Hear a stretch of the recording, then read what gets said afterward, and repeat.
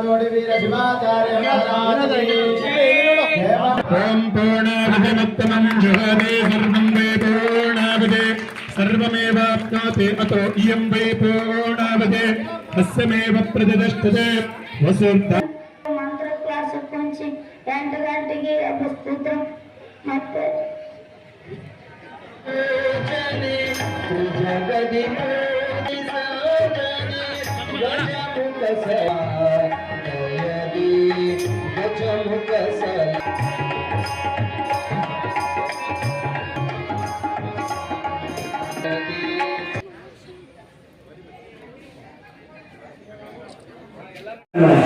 ಬಳಗ ನಮ್ಮನ್ನು ಕೂಡಿಸಿ ಗೌರವಿಸಿ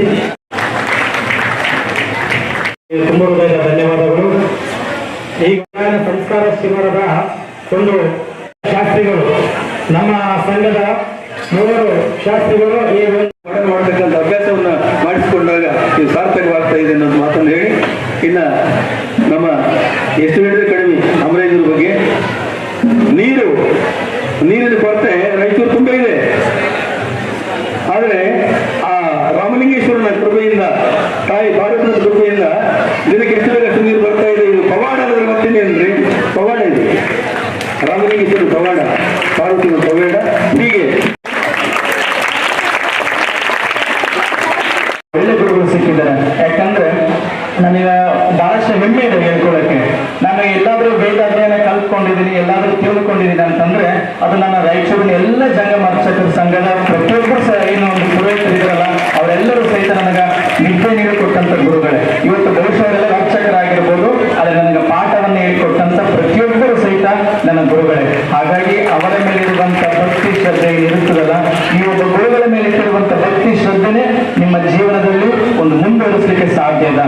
ಹಾಗಾಗಿ ಪಲ್ಲೆ ಬೇಯಿಸಿಲ್ಲ, ಖಾರಕ್ಕೆ ಉಪ್ಪಾಗಿಲ್ಲ, ಈ ಬೆಲೆ ಹೋಳಿಗೆಗೆ ಸೀರೆ ಕಣ್ಣಿಗೆ ಅಂತ ತಿಳ್ಕೊಂಡು ಜಂಗಮ ಎಂದಿಗೂ ಕೂಡ ಅಪಮಾನ ಮಾಡೋದೇ ಇಲ್ಲ.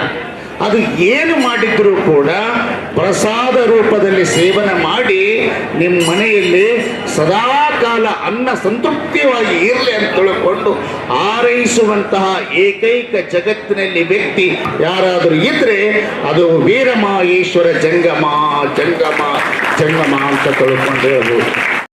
ಇಲ್ಲದಿದ್ರೂ ಸುಧಾರಿಸಬೇಕು. ಕಾರ್ಯಕ್ರಮ ಯಾರ್ದು? ನಮ್ಮದೇ. ಈ ಒಂದು ತಾಳ್ಮೆ ಗುಣ ನಮ್ಮ ಸಮಾಜದಲ್ಲಿ ಬಂದರೆ ನಮ್ಮ ಜಂಗಮ ಸಮಾಜ ಎಷ್ಟೋ ಮುಂದಕ್ಕೆ ಬೆಳವಣಿಗೆ ಆಗಲಿಕ್ಕೆ ಸಾಧ್ಯತೆ ಇದೆ ಎನ್ನುವಂಥ ಮಾತನ್ನು ನಾವ್ಯಾರು ಕೂಡ ಮರೆಯಬಾರದು. ಕೇಳಿದ್ರೆ ಸಂಸ್ಕಾರ ಅಂತಕ್ಕಂಥ ಸಂಪತ್ತು ಬಹಳ ದೊಡ್ಡದು.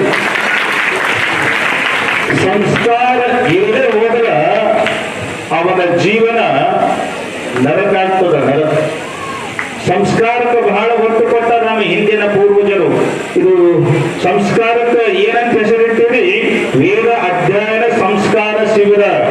ನಾನು ಪ್ರಾರಂಭದೊಳಗೆ ಬಂದಾಗ ಹೇಳಿದ್ದ, ವೇದವನ್ನ ಮರೆತಿರುವುದರಿಂದ ವೇದನೆಯನ್ನ ಅನುಭವಿಸ್ತಕ್ಕಂಥ ಪರಿಸ್ಥಿತಿ ಇವತ್ತಿನ ಜಗತ್ತಿನೊಳಗೆ ಬರ್ತಾ ಇದೆ.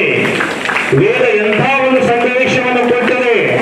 ಮಾತೃ ದೇವೋ ಭವ, ಪಿತೃ ದೇವೋ ಭವ, ಆಚಾರ್ಯ ದೇವೋ ಭವ, ಅತಿಥಿ ದೇವೋ ಭವ ಅಂತಕ್ಕಂಥ ಸಂದೇಶ ಕೊಟ್ಟಿರ್ತಕ್ಕಂಥದ್ದು ಯಾವುದಂತ ಕೇಳಿದರೆ